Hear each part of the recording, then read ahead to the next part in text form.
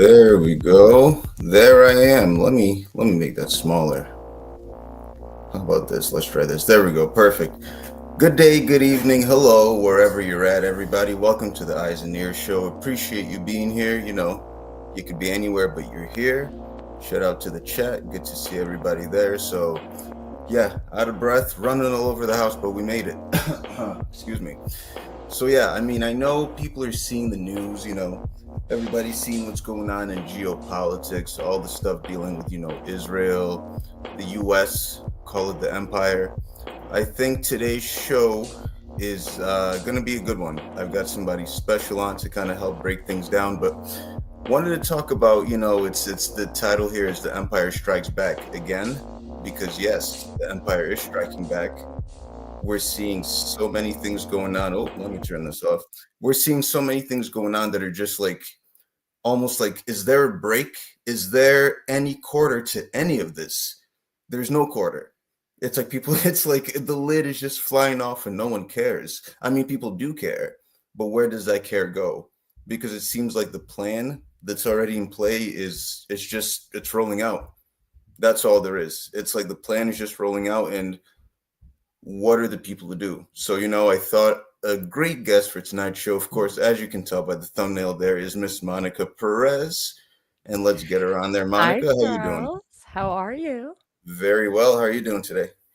Fine, thank you. Although, let's not have a black pill. I'm like thinking it is rolling out and I don't feel like we have a lot of control over it, but we have control over ourselves and I don't think we need to put our foot on the accelerator by giving, big snaps to Trump and some of the things he's up to. I think we're probably on Yes. the same page as that, as each other on that. Exactly. And that's the thing. So anytime I tune into Union of the Unwanted, you and Steve, it's just like relentlessly going in and just not stopping, which I think is awesome.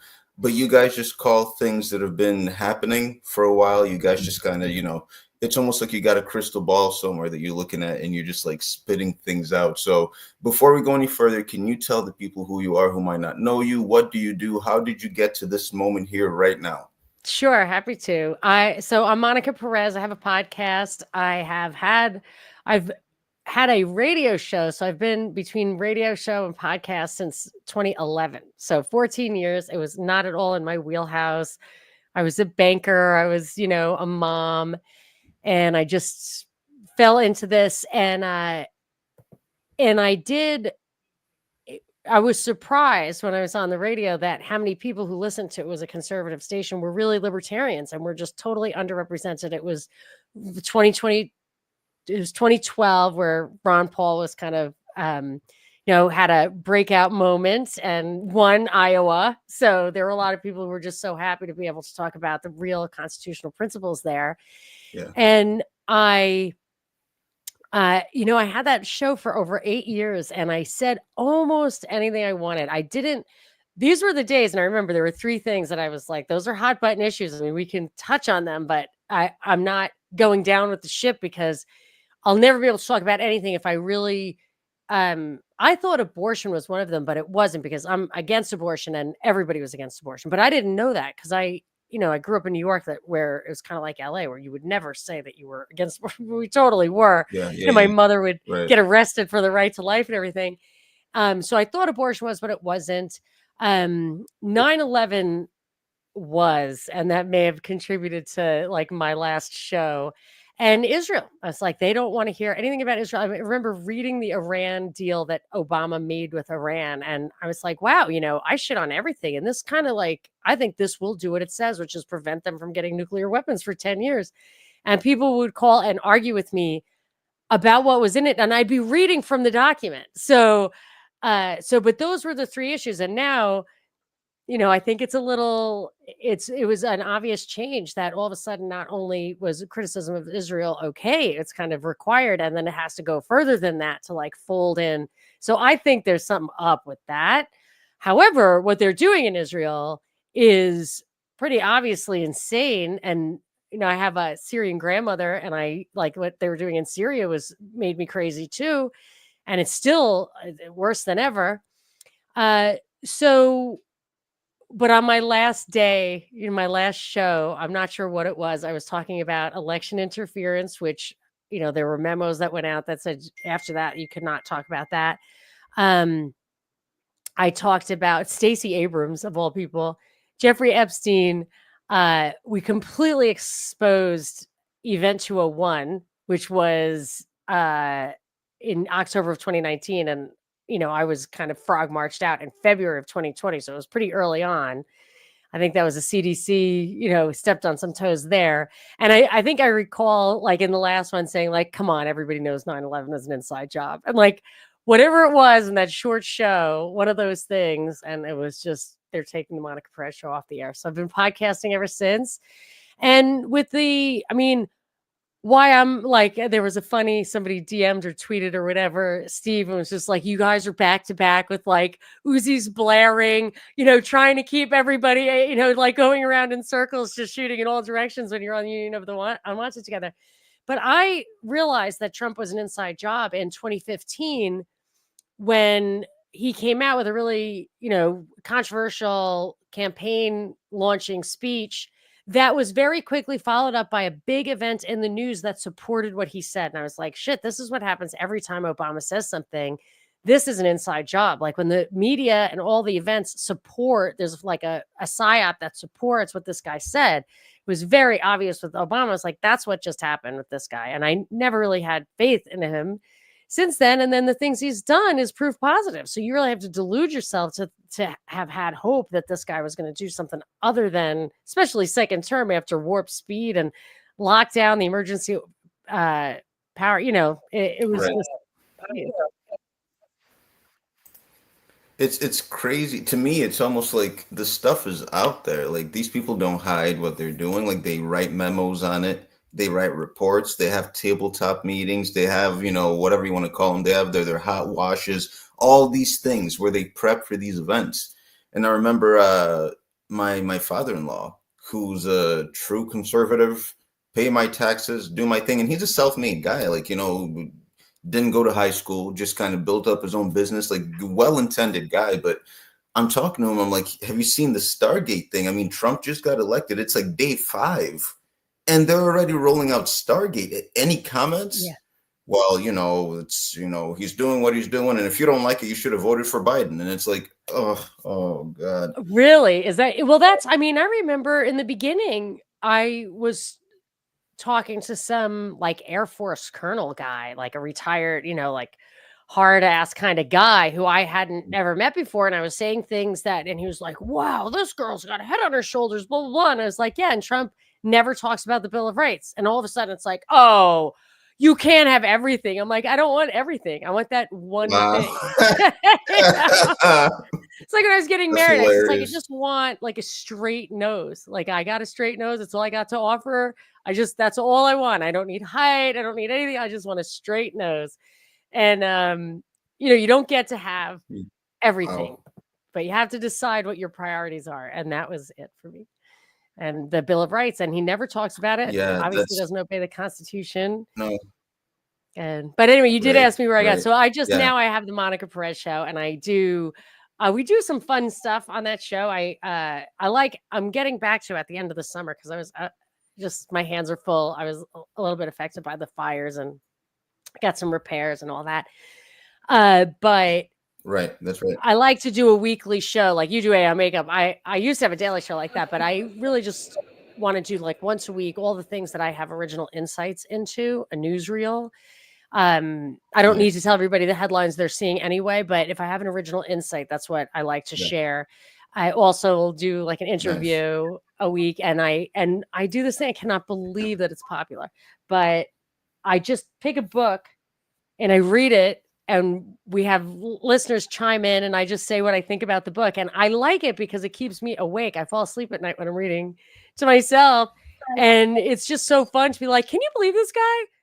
And it's just super popular. Anyway, the latest we did was the report from Iron Mountain, which was from 1967 or 1968, where they had just said, like, it's on the possibility and desirability of peace. And they just said, if nukes ended war, like, because now everybody has defense, would society collapse? And they're like, yes, it would. But really, it's just would their control, would their hierarchy collapse? And it was very eye opening to me in a lot of ways. Yes, So we right, read right, that exactly. and people, so we just do, I think next, what am I going to do next? Oh, next I'm going to do The Law by Bastiat. So a Oh, little nice. foundational libertarian stuff. It's pretty short, but one thing I'm looking for a particular passage that said, careful that you don't overturn the system just to be the guy you just overturned. And so I'm on a hunt for that line, but it's not that long. So we'll look for it together. Yeah, it's like living long enough to see yourself become the villain, right? Yeah.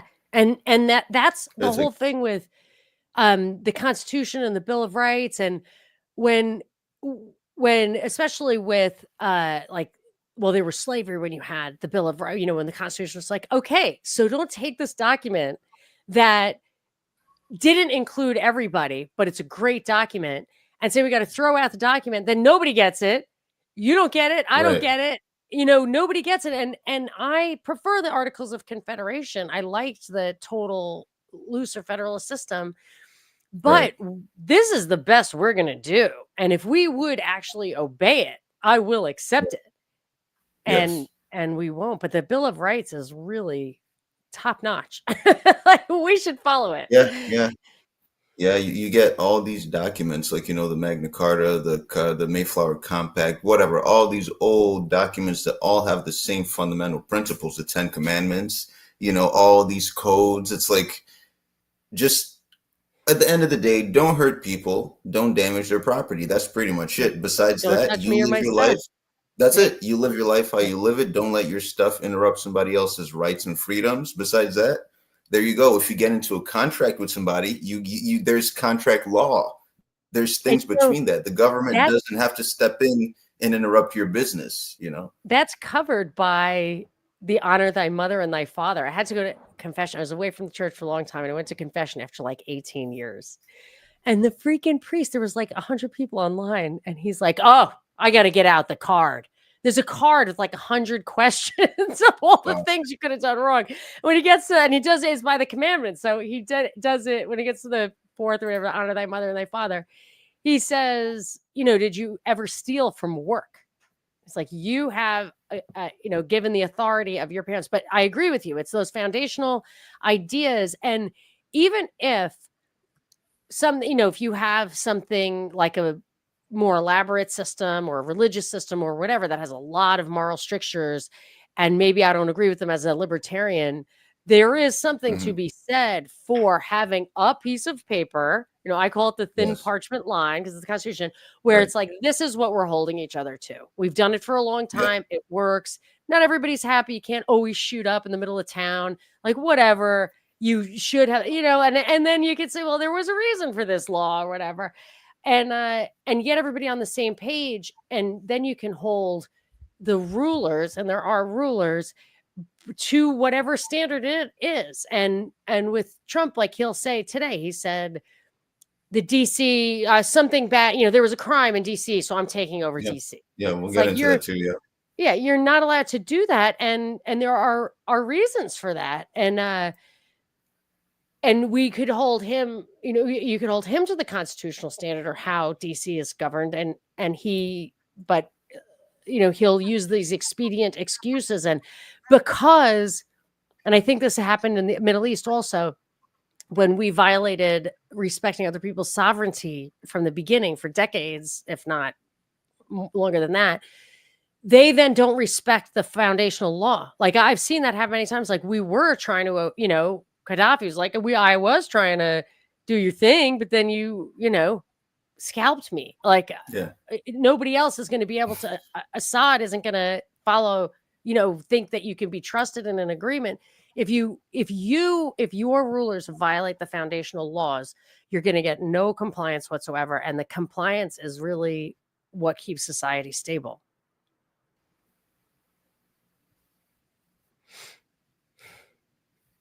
in my opinion. Right. No, no, totally agree. I think I glitched there for a second. No, totally agree. It's the way I see it. My belief is similar. It's just like literally like there's people, men and women. There's the Constitution, for those that are under the Constitution, your persons, your public servants, your people that are beholden to the document, the public service, because the Constitution is Empowered. a public Yeah, trust, and they're those in getting public power. service have to follow exactly. You have to, that's your document. Exactly. Oh, and you know what? My new video is up there, and Are you that's glitching a their little bit? thing there, that they have a document for you to like know how to do your job. Yeah, and You know what? I think I am just a little bit. Hold on. it defines the There power that you have given them, the authority that you have given them. And that's why you comply, is that Bingo.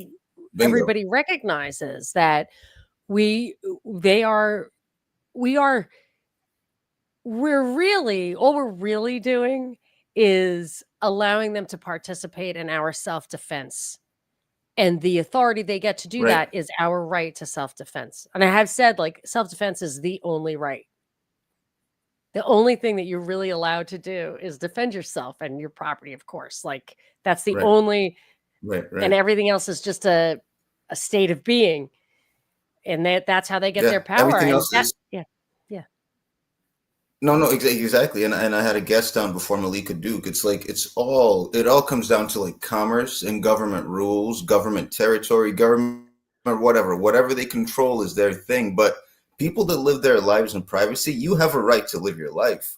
You don't have to engage with government. You can live your life peacefully and totally just do your thing. People seem to forget that. It's like we're so inclined to just daddy government, daddy do something, daddy. And now daddy is so ahead of himself that there's no consideration for, wait a second, what do I as a president, the executive, the CEO, chief executive officer, what are my duties? What's within my power? Like we're so past that. And I've got the video. I know you mentioned the DC thing. This is exactly just that. This is from Fox News, a little report on the Trump and the DC fiasco, if you want to call it that. So we watched it together. President Trump wrapping up a lengthy news conference, declaring today Liberation Day in our nation's capital. The White House says these efforts are in line with an executive order the president signed in March to make D.C. safer. This is Outnumbered. I'm Harris Falk. Emily Campagno. Also joining us today, Carly Shimkus, co-host of Fox and Friends First, Lisa Booth, Fox News political analyst, and John Yoo, former Deputy Assistant Attorney General, UC Berkeley law professor, and former Justice Thomas Law Clerk. Well, here is the president moments ago. This is Liberation Day in D.C., and we're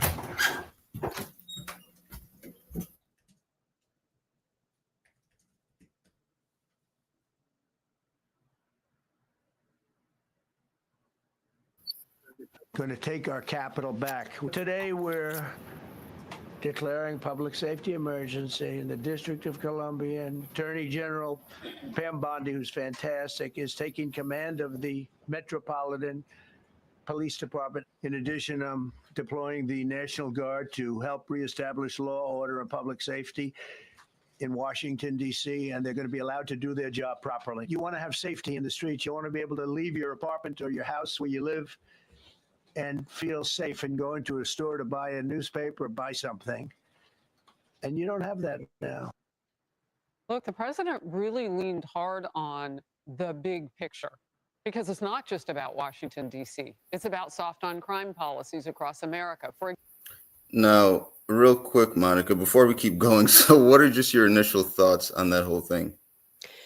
Well, on the whole thing, I mean, I had a lot of thoughts on it. First of all, the crime in DC has been the lowest it has been in decades. It's down, I think, one of the articles I read, two other articles I read said it was down 35% since 2023. But it's still, even if you want to say these are COVID blips and bubbles, it's still the lowest it's been in decades. So this isn't a reaction to a world-class emergency.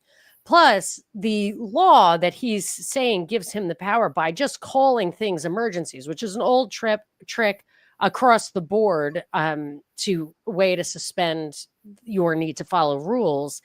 It's really about, I think it's obvious that it's really about DC being in a unique position.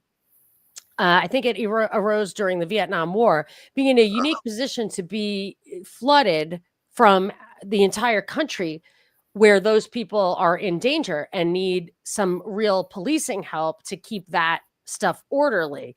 Nothing about just crime in the town that's clearly normal, like not for any outside reason, and that should be managed by the police.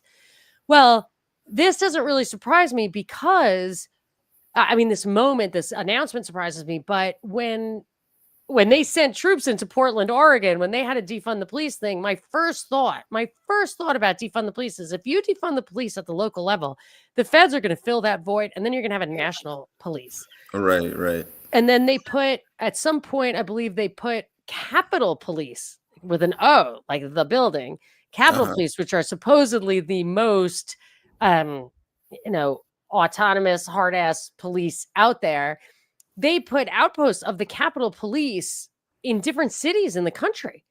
And I think they might also be doing that with Secret Service, or Secret Service has always been, I think, all over the place, but they're starting to, after Butler, they were trying to do interoperability between the Secret Service in every city and town, like the size of Butler, with local police. So these are all different ways to get a national police force. And the problem with that, especially a national police force that replaces the local police, is your lack of control, your lack of autonomy when it comes to policy, because what they're doing with many things, including AI, maybe they're rolling that back because it got too much grief, but they've done it with sanctuary cities, whatever. You get them dependent on the federal money, and then the feds tell you the policies. So you have no control, and that's highly unconstitutional. Police powers definitely constitutional to the state.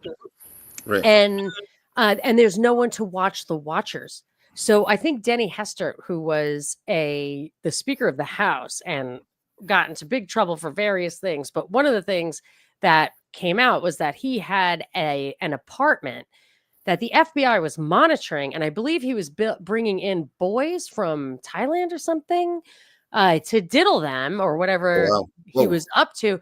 And the cops, like the local cops, were like, what the hell? Like the neighbors are complaining about something's going on in that apartment. Well, if there was a federal police force, they would, the FBI was watching the apartment. They didn't care about those little kids. Of course. Yeah, I think you have to have that, like a bicameralism or whatever, like, separation of powers vertically as well as horizontally. Wow, exactly. So yeah, it's like any reason to strengthen that grip. And you talk about police power. It's like, again, going back to the Constitution, police power has its time and place. When it's dealing, with the safety of people, public health, safety, welfare, for the benefit of municipal corporations, all that. But again, all the police action has to be constitutional. It has to follow certain frameworks. It can't just fly off as an excuse. It's like police doing whatever they want and saying, well, there's, immunity. We have, Yes. It's like, no, you don't have any kind of immunity when you're not within the Constitution, period. And these kind of crimes are 100% considered the purview of local police. Exactly. If that's been adjudicated.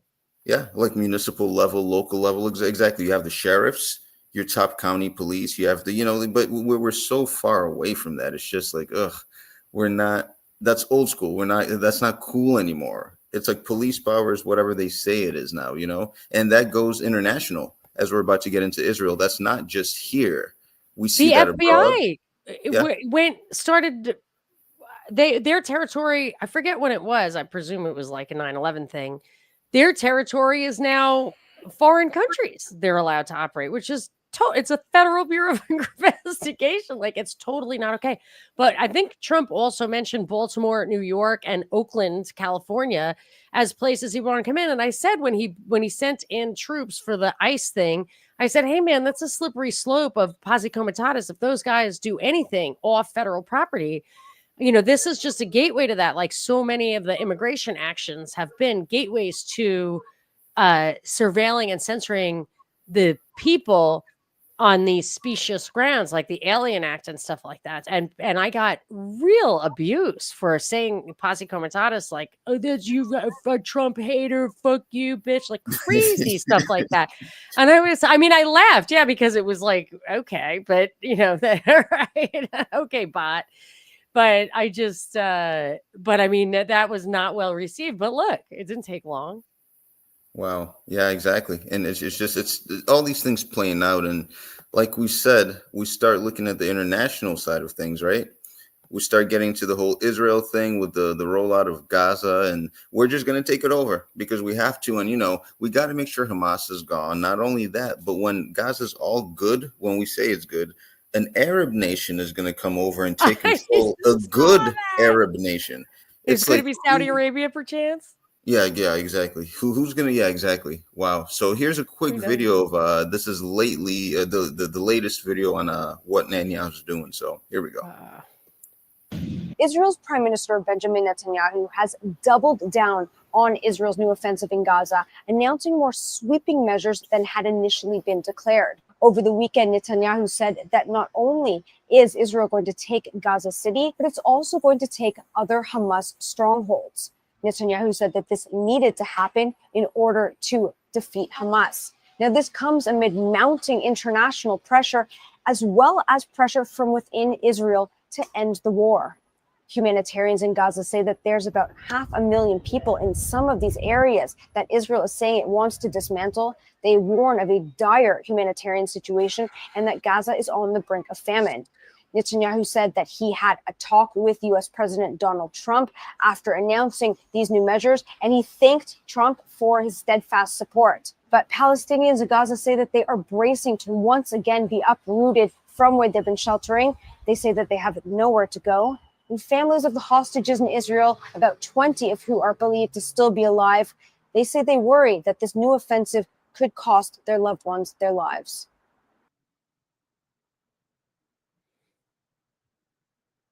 Any thoughts on that? So they're still expanding, they're still moving, nothing's changing. Any thoughts? Yeah, I mean, I have I have a lot of thoughts. First of all, this was obviously part of the plan from the beginning. They wanted to take over Gaza, and that's what they're doing. They're gonna give it to act like somebody else is ruling it, but they've done that before. I mean, Lebanon is a captive place. I guess Jordan is. I don't know. I don't. Um, they have their puppets, and like Saudi Arabia. By the way, the official 9/11 story is still that Saudis did it. So like Exactly. they're our closest ally. Like, hello. Oh my goodness. So, I mean, whoever they give it to, I'm sure it's going to be a highly controlled situation. And I've been expecting this soon because all of this criticism of the humanitarian distribution, where they like, oh, I was trying to give him bread, but I shot him by mistake. Right. And it's like, okay, you did that 800 times? Like, it's like, oh, yeah, we better get some American soldiers in here. Yeah, exactly. American So, yeah. vets. Yeah. Some So they contractors to help these kids contractors, get destroyed by pellets. yeah. The pellets dropping on children. Like, yeah, great. Thank you. So they're there. So the contractors are there. And I'm sure there are a lot of them. And I might have read that contractors to soldiers is now like 5-1. So you really don't know if like deployment. Although we had a friend who just got deployed somewhere, the husband of a friend, and I asked my husband didn't know, like, where did this guy get deployed? Like wherever he got deployed is what's happening now. And but even the soldiers have been deployed, you've got to think for every one of those, there's 5 of them who have their boots on the ground in places we say we are not. I think that's how it works. Right.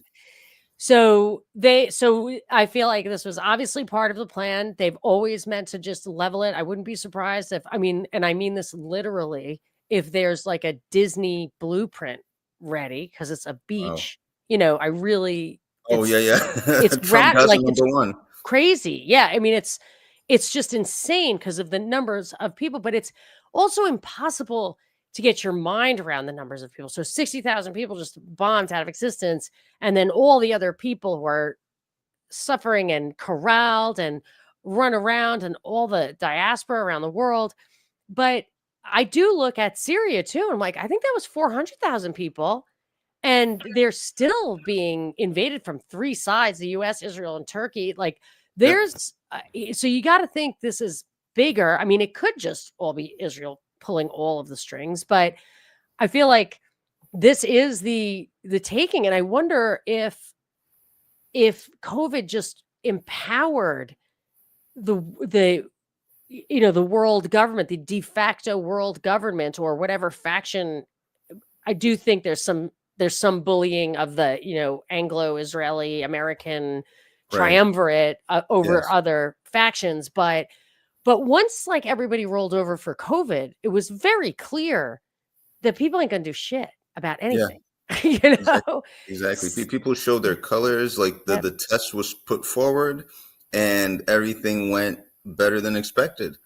People went along with it. Right. People ostracized each other. People like started. They got tribal over this, and then you roll in Ukraine right after COVID goes away. Right. Same thing. People tribalize themselves. Now it's about war. Now it's about politics. I want to talk about the empowerment, the COVID empowerment thing in the context of the CDC shooting, but there were a couple more things on Gaza I wanted to mention, Mhm. which is that today they did say that 5 Al Jazeera reporters That's right. were killed, bombed in the bombing stopped, so they all gathered in a tent, which was targeted and bombed, and the excuse is that the guy was this 20-something, a journalist, was a Hamas guy, and like Yeah. we know the origins of Hamas. Like if Hamas didn't exist, they'd have to invent it. You know what I mean? And like so they did, and anyway, but that just seems like a poor excuse. And I read varying reports, anywhere around 200 or more journalists have been killed in this, probably targeted, and that's more than all other like wartime journalist deaths combined, something crazy like that. Like they just killing journalists is unacceptable. Killing innocent people is unacceptable. I'm not in favor of any of the killing. But one other thing was 10,000 Israelis took to the street on Saturday to protest Yes. Let's Netanyahu's pull that up. expansion of the war. Yep, I had that going as well. Just wanted to get your take on this, but here, just like you're saying, let me pull up the video. Okay, perfect. Yeah. So as you were saying, yeah, the thousands protest in Tel Aviv against Netanyahu's Gaza takeover plan. And so let's start with this. So let's kind of roll the arc over. So we talked about what we're seeing. Israel's not stopping. Even internally within their government, they're having like a bit of a disconnect, with some people saying, "Hey, this is a bit much. Let's slow the brakes a little. This is kind of crazy. I mean, yeah, we want to exterminate them, but sheesh, slow down, bro." We've got people, the European nations coming out and calling this stuff vile. African nations have been calling this vile. People are speaking up a lot more, but let's start with this one and let's see if there's truly a turnaround going on. Shots, images that tell the story. Thousands of protesters marched through Tel Aviv calling for a hostage deal. Firefighters struggled to battle a deadly wildfire in Greece, and a robot band is all set to debut at the World Humanoid Robot Games. Finally, we're taking you back in history. On this day in 1984, US President Ronald Reagan joked about bombing Russia. He was testing a microphone before a radio address. Reagan said, and I quote, "I've signed legislation that will outlaw Russia forever." Wow. To begin bombing in 5 minutes. I remember that. This is a joke. Critics said it was in poor taste, with rising tensions between the US and the Soviet Union. We're leaving you on that note. Thank you for watching. We'll see you tomorrow.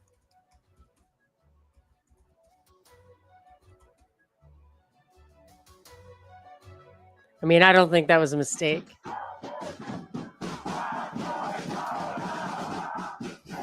Yeah, so we've got, it's when people say all Jews and all this and all that, it's Right. like Israel's packed with different religions. It's a nation, and the government is fucked up. But the people may not be fucked up. Some of them might be, Well, but he not lost the everybody. election 3 times. Yeah, So you have to that's assume most of these people don't like him.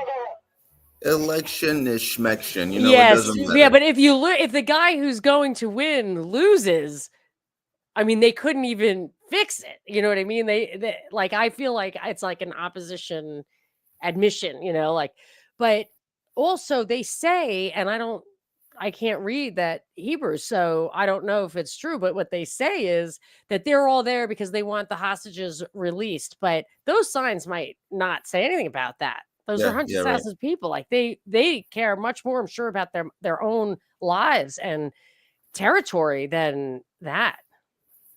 And what do you think about the Norwegian foreign ministry, right? So he's saying what is happening in Gaza is ethnic cleansing.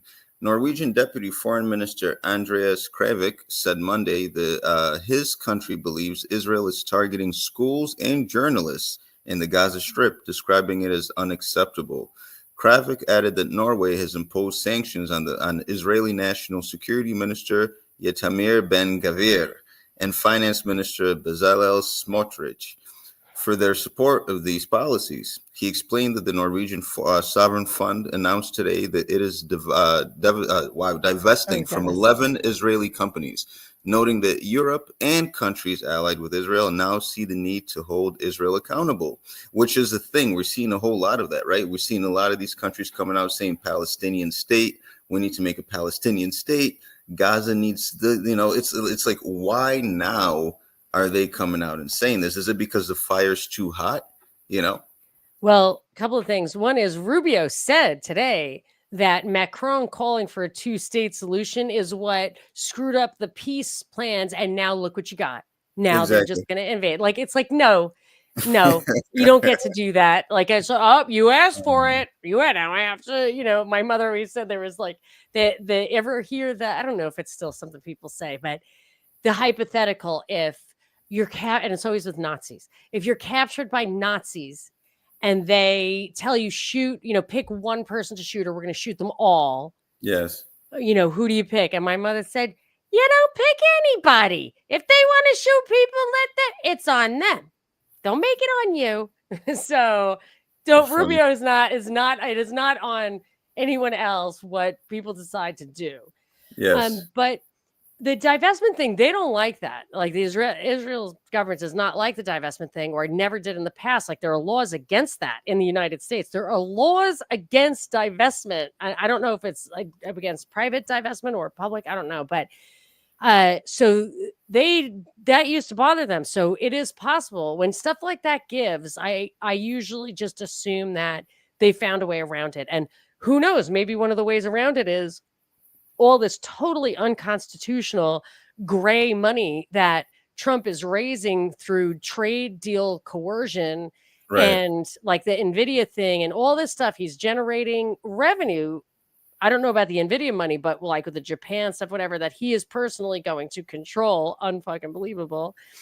And so who knows, maybe because he single-handedly, the details, the actual documents not been released, but the reports I've read, he gets to decide where that money goes.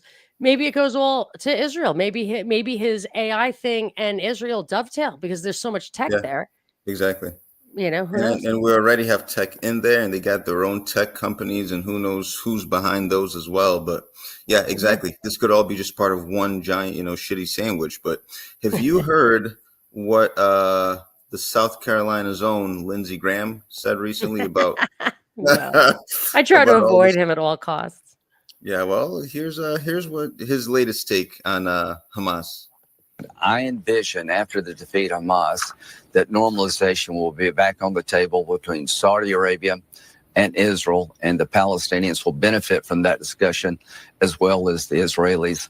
Enough already. Destroy Hamas. Do to Hamas what we did to the Germans and the Japanese during World War II. Annihilate them and rebuild the Palestinian society like we did with Germany and Japan. I think we can do that. She looks horrified.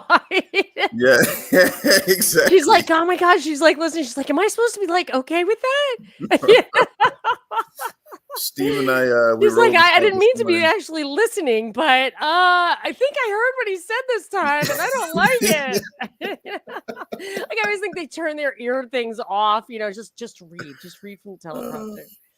That's nuts. No, Steve and I were playing that this morning, and she followed up with something like he said, basically, let's nuke those people. And she followed up with like, yeah, people need those hostages out. We want those hostages. Anyways, thanks for being here. It's like, wait, hold on. Did you just hear what this nigga just said about the bombs and stuff? Oh, and what about Ted Cruz, who Christian, like his whole thing is like, I'm super Christian, whatever. He wants to turn it to glass. Like a long time ago, he said this, but he's like, turn it to glass.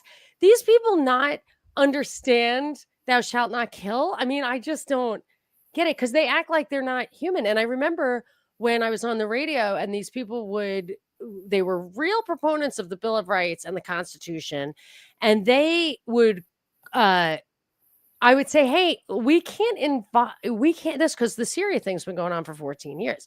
Right. So we cannot get involved in Syria. We cannot, like Obama was doing a world tour to try to gin up support to invade Syria. He was literally asking for it outright, invade Syria.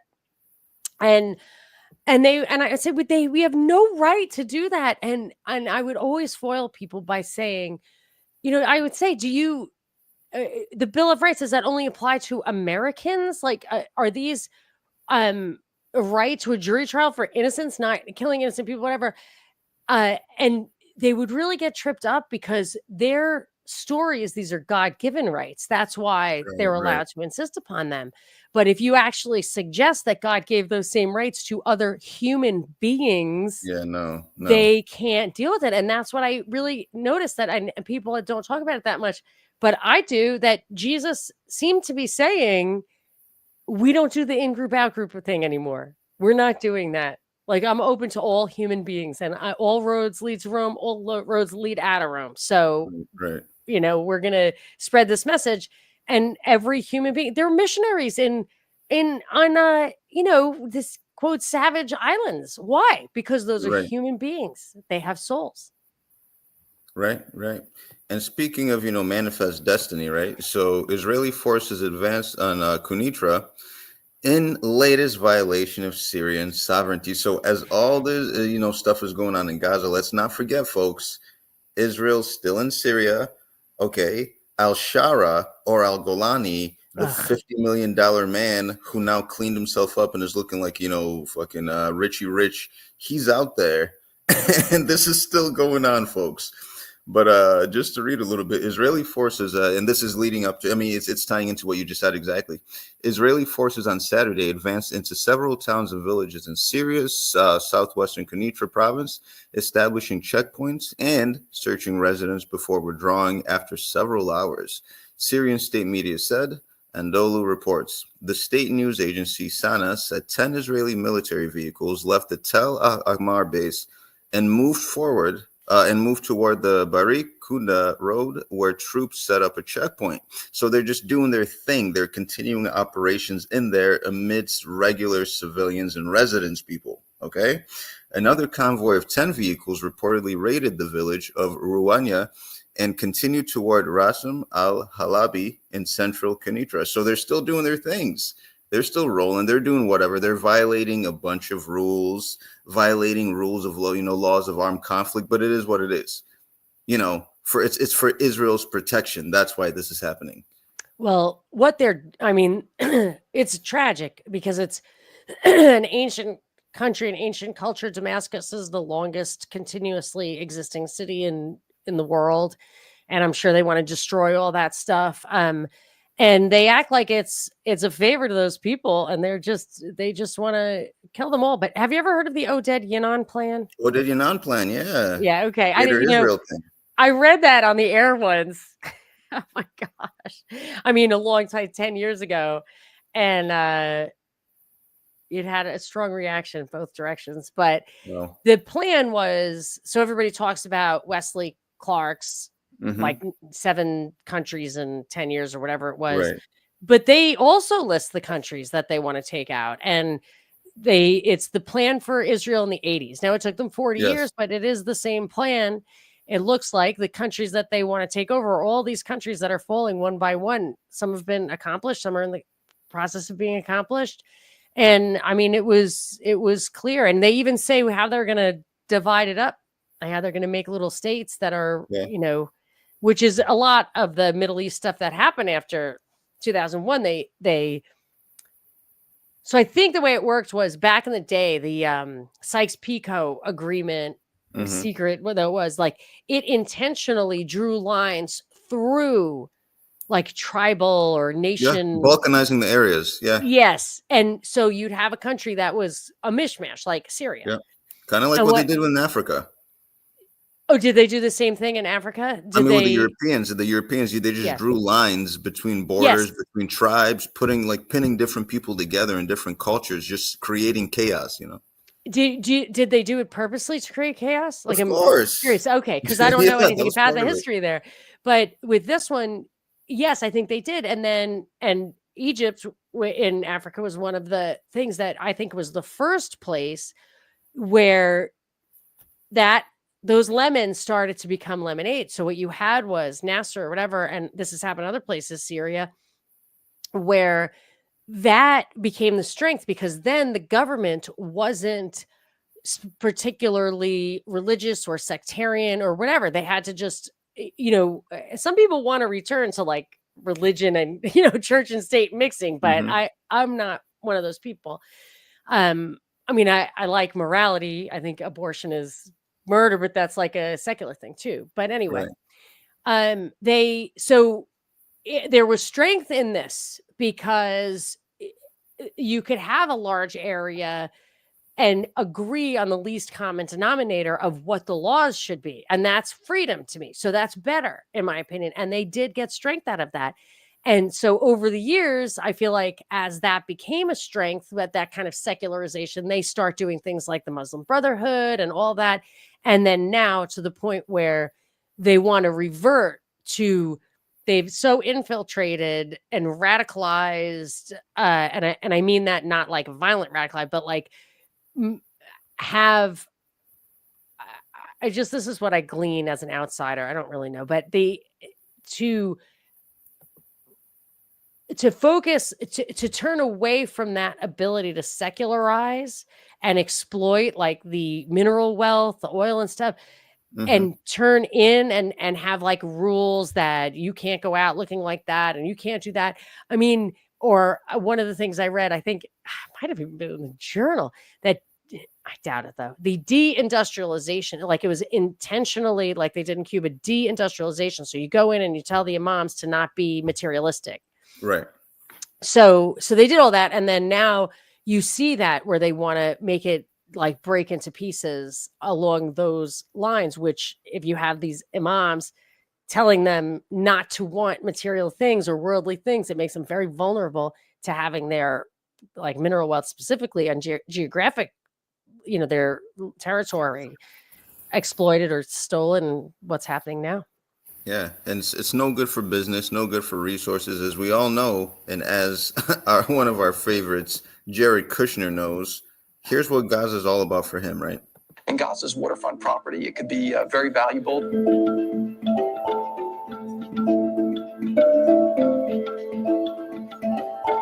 The thing that I would try to do if I was Israel right now is I would just bulldoze something in the Negev. I would try to move people in there. Are people in Israel seriously talking about that possibility, about hosting Gazan refugees in what is considered, quote unquote, Israel proper?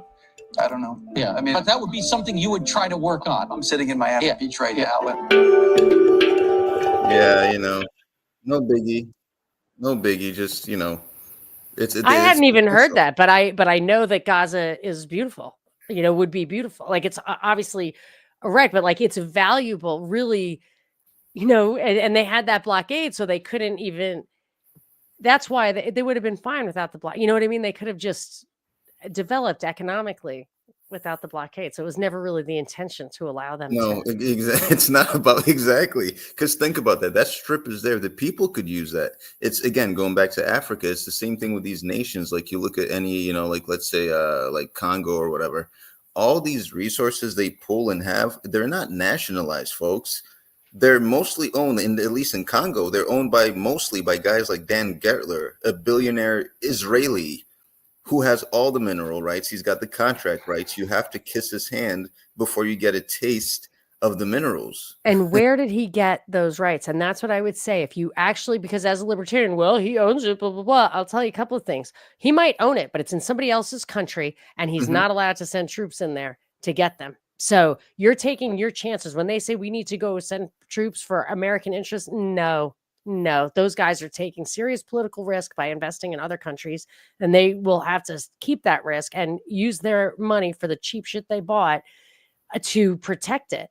And where did they get it? So in many cases, there were dirty tricks and coercion in America and Israel and Africa that that's how you get the rights to these things, the title to them. Sometimes in some places, I think that in Israel and in the United States, when modern capitalists, the West or whatever was coming in there, they were dealing with people who didn't have the same method of title.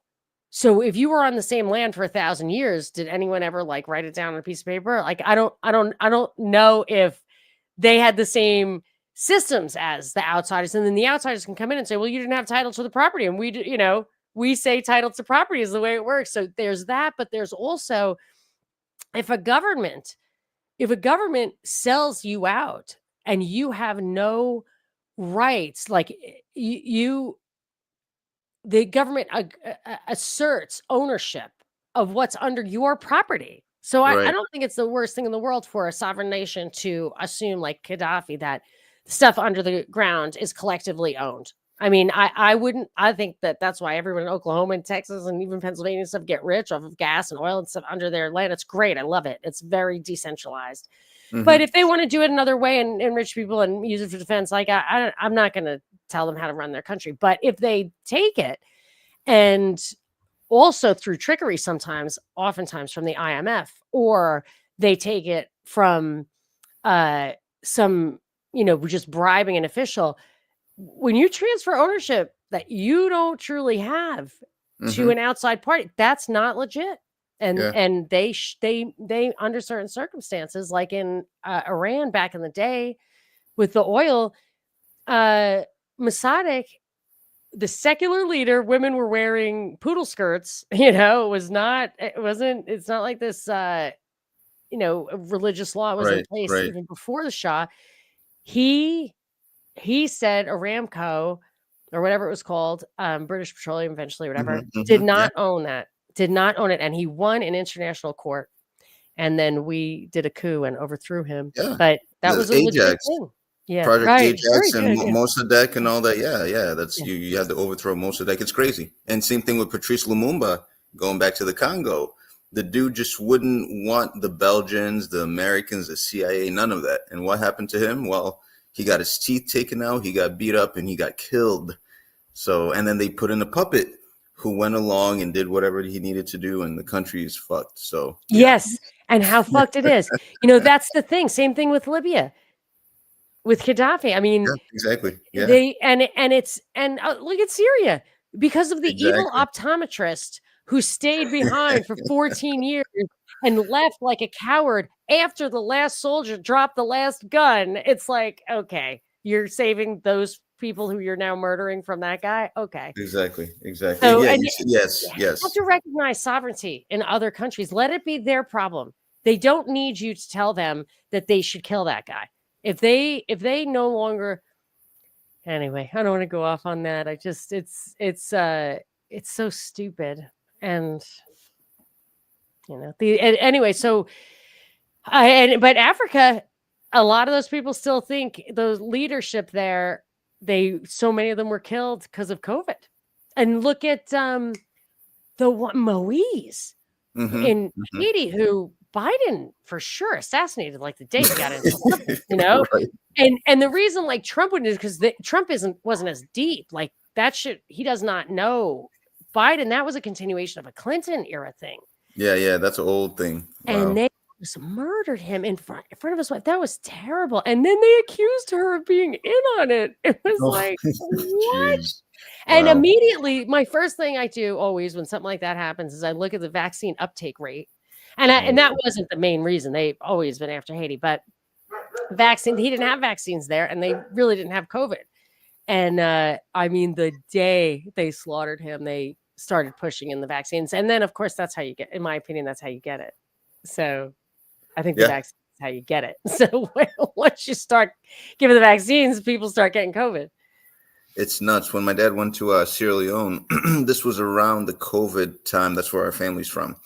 And all the people that's where they make all the titanium dioxide. Yeah, all that. Yeah, diamonds, all that stuff. Yeah. It's I used crazy. to be a banker in minerals, and I always get a white car because titanium dioxide. But I think it all comes from Sierra Leone. Anyway, go ahead. Yeah, very mineral resource rich place. But the people at the time were just saying, man, over there in the West America, you guys are crazy with that COVID. It's like keep all that over there. It's like don't bring that here. It's like we're doing fine. No one's wearing masks. No one's getting vaccinated. We're fine. Like we eat right. We got this, but don't bring that here. Yes. I have a Wow. friend from Cape Verde Islands and he was a boxer, and he had a serious like they said terminal kind of thing that you get from boxing, just Mhm. like a Parkinson's type thing. Yeah. And I really hadn't heard from him in a long time, and I really thought he was dead. And he knocks on my door one day. Open the door. It's like, I thought you were dead. He said, Wow. no, I went home and I got better. And he's like, I just breathed air and ate food. And I was like, and then after that, I was obsessed. I'm like, I want to move there. Oh, that's awesome. That's funny. But yeah, there's something to that. There's something to goodness healing, like just an absence of toxins and maybe even, cell service. I don't know what the coverage is there, but I'm always happy when my phone doesn't work. Mhm. And that food that grows, out of good dirt in your own house, and you're not constantly pummeling it with Roundup. And the gene editing of the food is there to allow the food to absorb more Roundup. Oh, that's insane. Instead of just natural, like no-till gardens, or just like, just put I your think you can compost use in like your old bed. vinegar and stuff. Yeah, we have a Oh, little all that. vineyard. We use vinegar Exactly. and Exactly. a blowtorch. My husband likes to take a blowtorch to the weeds. Nice. I think he just likes to use a blowtorch.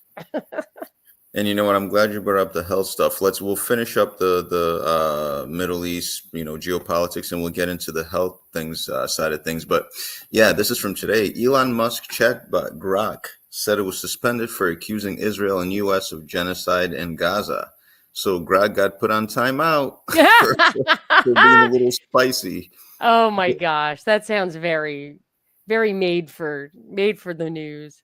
As I mean, I always, believe it, but every once in a while these things happen where it's like these Mhm. chatbots or these AI like platforms, they just Yeah, go rogue. And here we yeah. are with Grok, I guess, from today. The official X account for Grok, Elon Musk's X AI chatbot service, was mysteriously suspended from the social media platform on Monday. The suspension was first noticed by users Monday afternoon when attempts to access the @Grok account returned X's standard account Ah. suspended message. X suspends accounts which violate X rules, the page read. And then Grok Oh, that's accounts. so awesome. That's super cute. I love that. I'm really Uh, mad at Grok because I'm a sci-fi fan. So uh-huh. Grok to me meant something. It means like a deep understanding out of, I think it was Heinlein. And so now they use Grok. So I can't used to say like I Grok that, which is super nerdy. I don't recommend anybody who doesn't go to actual like Star Trek conventions ever say I Grok something. Right. But hardcore nerds like me like used to use that in all seriousness, and now I can't. No, that's funny. That's funny. And you know what? I mean, these things, like I said, they happen every once in a while where you get this like weird glitch or something takes it over. Like Elmo had it recently, somebody hacked that thing. Of course, there's Grok. There was another AI platform that did the same thing that just went rogue. Do you think? I mean, what do you, I mean? What do you think of all these things? Like, where do they stand in the grand scheme? Is it helping? Is it hurting? Like, what do you think?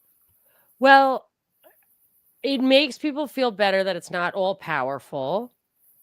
It makes me a little, it can also worry you that it's not totally reliable. I'm a big sci-fi fan, so I've seen every Terminator like 10 times. Right. So I know that Starlink or Skynet or whatever they call it is going to go live sometime. We're going to have problems. So I hate it all, but I think it's usually, I mean, this stuff might malfunction, but I believe, like always, they're way, way, way, way, way ahead of anything we even are sure is possible. So some people think, and I kind of think maybe that general AI, which is like real AI, like that it can think. Wow. Okay. I don't think we'll. So AGI, no, generative AI is what like makes songs and stuff, but general AI or artificial general intelligence is where it can think. And people like it can never really do that. I kind of am of the mind that it might never be able to do that, but we probably would not know the difference between something that's so advanced that it thinks it goes through its programming so fast that it really appears to be thinking because it just goes through so many possibilities so quickly, then actually have some kind of consciousness, which we can't even really isolate in ourselves. When we know it exists, we can't even really know what it is. So I think we probably are headed towards the AI thing way beyond these kind of mistakes. But I really believe that the way we're going to get there is Trump's executive order and AI action plan and just hammering it down, like just putting the pedal to the metal on this. And that's how it always works. So we have half our money, half of the world's defense budget is spent by the United States. So we have more defense than the rest of the world combined. It's probably the same thing. Say that. Repeat that one more time, Okay. please. You said that very casually. Let people Yeah. understand what you just said. The entire world's defense budget, whatever 200 countries spend on defense, the United States spends more than half of that. So if the entire rest of the world got together and decided to go to war with us, our defense budget would be bigger than that. So that assumes that we have absolutely no allies and that those other 199 countries are coordinated enough to have the kind of advanced stuff you can get when you put it all in one place. So it's beyond anything that's justified by self-defense. And then on top of that is tech, which I consider to be an arm of defense. So we spend it all. Like we're the ones, and that's why they send their spies to our universities. We put all the taxpayer money into the universities. They do the research. It kicks back to private companies and benefits them. And then these other countries take advantage of that. So when Trump says, this is for America to be a leader in AI, I'm like, why don't we do what China and Japan have done this whole time? Let them invent it and then we can rip it off. It's a tool. It's a tool. You don't own it. And we're not going to, America, quote, isn't going to own it. A bunch of guys like Musk and Thiel or whatever, who I don't even think are necessarily real people, but they do have the money. They had to be given the money so that they could make these political things happen. Right. But when it says like America, it's not publicly owned. And if it is, then we're fucking communists. So what is this? And I'm just sick of MAGA people defending it. Yeah, no, it doesn't make sense. And I mean, the whole AI thing, like anything Trump is just defended by the MAGA crowd. And to me, it just would never, going back to my father-in-law thing, it's like Stargate, cancer specific AI medicine. Like, does that not ring any bells, especially to somebody that has a family member that got a single dose of the Pfizer and had a severe reaction? Oh, wow. And then you see it's that, amazing. like that happened, and you're still good with the vaccine. It's like, where are we living? What am I missing? The CDC shooting. So have you read the 2017 SPARS document? That's like a script. It's like 20 chapters, and it does stuff like Bay-Z says whatever, and it's literally something Jay-Z said. It's so scripted. It's shocking. Daisy. Yeah, it's just so close to the real. It's like, oh, this is crazy, but people misread it to say that it's a plan. What it was a media. It was a way to talk about how to deal with communications at every step of this thing. So there's a lot of different documents that plug into how they did COVID. And at the end, they say, we're going to have to apologize for all the people who got sick. And so we've been waiting for that. And instead, somebody at the CDC, I mean, it was a cop, but I don't think he got very far, but somebody shot someone at the CDC. That's the story you're being told. And the articles that you're reading say he was triggered literally by anti-vax rhetoric. There it is. Right. So Shooter was now, obsessed with vaccine conspiracy theories. and now he's a terrorist. Now those words are terroristic, which is a lot different from apologizing for the injuries. So they are obviously this, this is a psyop. This is a communication thing. This is them saying, shut up, shut the fuck up, because we're not going to tolerate this, which I think you could see it as an act of desperation, but I think it's for them. They're not admitting, they're not apologizing. That's a huge, this thing came off way better than Yeah. this Yeah. is not even this wasn't even in the playbook. Yeah. That's Yeah. how it exceeded their wildest expectations. Exactly. They're just creating slop, and it's going and it's working. It's like, hey, it's working better than we thought. Just throw it in. And you're evil. You're not only not masked and killing grandma, but now you're making people Pizzagate crazy. This is really bad news. Wow. But yeah, so this is this shooter, of course, his dad was saying, he's obsessed with the vaccine because there's all these injuries, and RFK Jr. was predictably slow to respond, of course. This dude that was doing push-ups and pull-ups because he's not a transgender, homoqueerosexual. We want him in office because he's a real health minister, health secretary. So now he's out here taking out, what is it, 500 million from mRNA research. He's cutting out 500 million, or is it billion? Who gives a shit? Yeah, no, I know. I don't even know. I wouldn't even be able to tell you. But the billion? It's but the point is, nothing happens. mRNA still rolls on. There's still operations happening. So we're looking at this guy as a voice of what reason about this COVID shooting, this CDC shooting?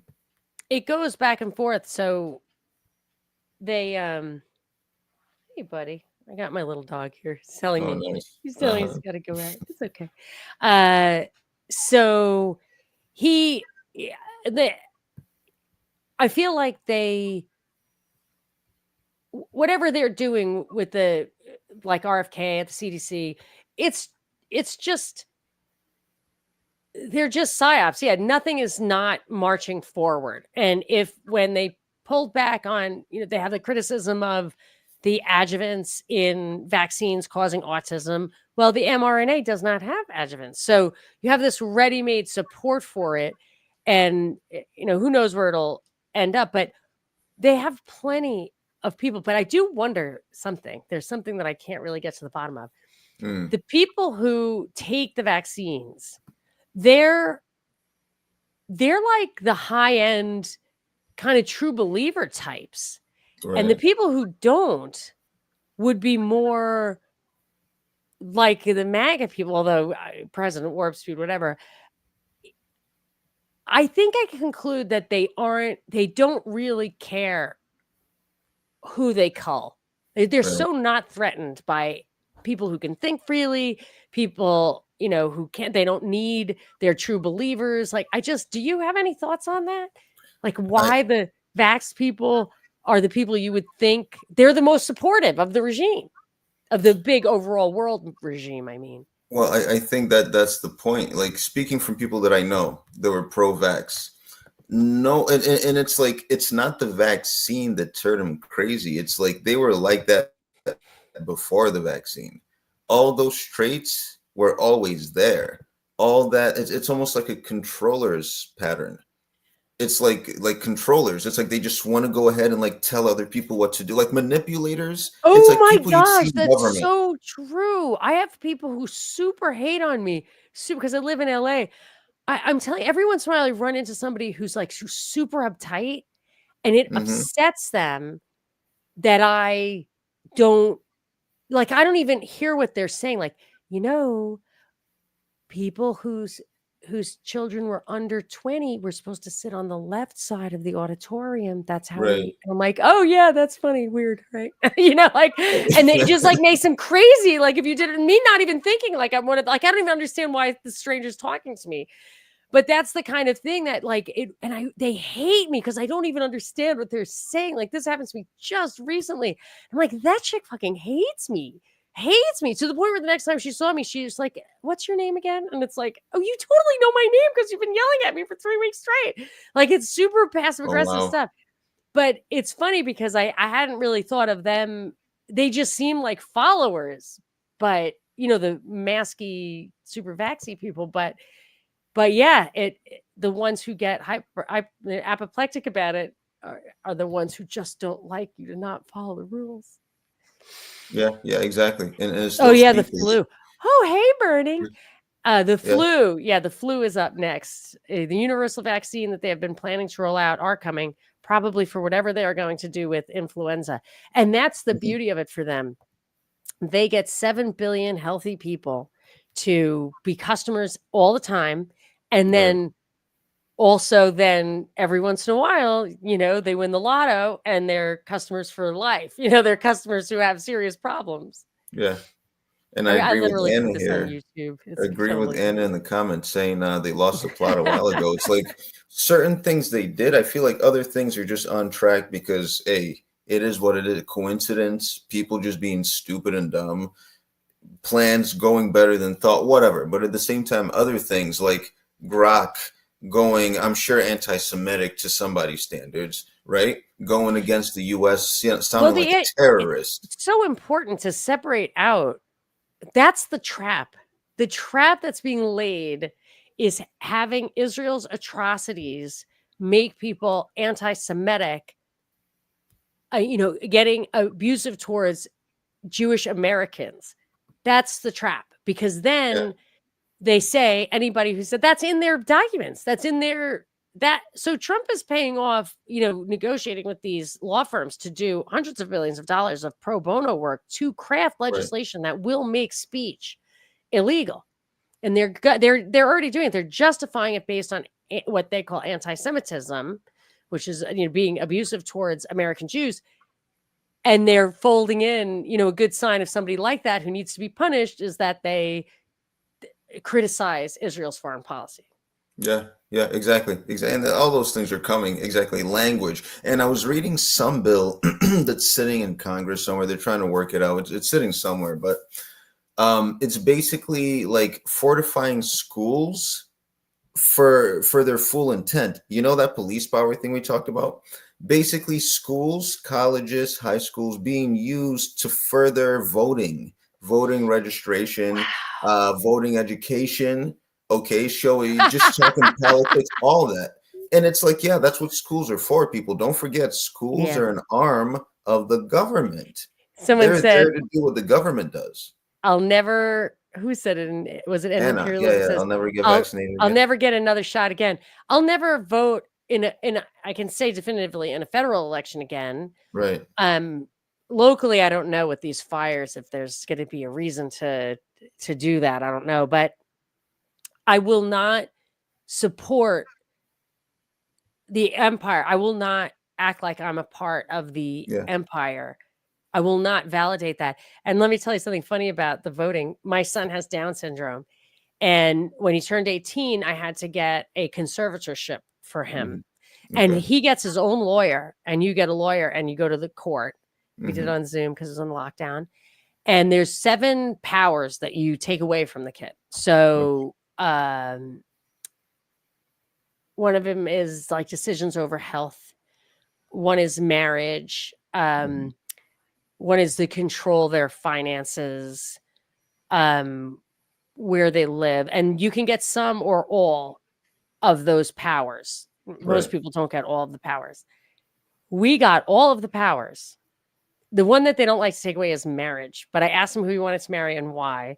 And he went off on this rant about Ariana Grande and blah, blah, blah. And he's the one for her. She was in an abusive relationship and he feels like I don't even know what he was talking about. And then the judge was like, okay, I'm like, I'm worried that someone will marry him for his like measly social security or whatever. So That's I funny. just didn't, they lock him in the basement and whatever. They would not give me his right to vote. Mm, And I'm laughing because I'm like, okay, this guy can't decide who he marries, right. but he can decide who I marry. Right. Like he can decide on decisions of like of other people's liberty. Like Right. it's lunacy. I don't Yeah. need to disenfranchise him, and I let him vote for who he wants to, Right. which is kind of crazy. But it got him they asked him about that, like about the voting and stuff, and he most clearly, I thought he wanted to vote for Kanye, and I said he could, but my husband was like, you can't. You're like, no, he needs to vote for whatever. And I'm like, if he votes for whoever everybody else is voting for, he'll be fine, and people will be nice to him, and he's going to tell them anyway. And then he found out about the whole abortion thing, and he's like, I want to change my vote. Like, it doesn't matter anyway, dear. Yeah, it doesn't matter. Yeah, it's like, who cares at the end? I don't care at all. My daughter like goes through phases of like whatever liberal. And by the end, she did come back and she's just like, you're right. Like, it's all the same. But because I know, especially living in California, it really doesn't matter who you vote for. Although people were pounding the pavement for Trump. I mean, I was getting pressure from all sides. My church, like, it was weird. It was weird. There was a big push. There must have been a lot of money behind that. They got it done. Dang. Yeah, sure. Sure. And people hate me. Now, I didn't vote for Trump, but people out here hate me because I say Trump is fake.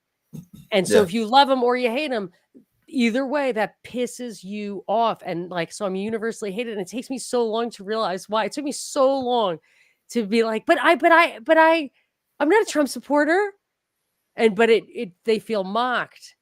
Right. And I'm like, dude, it's not about him because you're just going to vote for Newsom next. It's all bullshit. Please, it's not Trump. Please. Right. Exactly. And they don't understand. Yeah, that's so wild. But wow, I guess on some positive news, the U.S. childhood vaccination rates fall again as exemptions set another record. That's fantastic. And this is in my New York over here.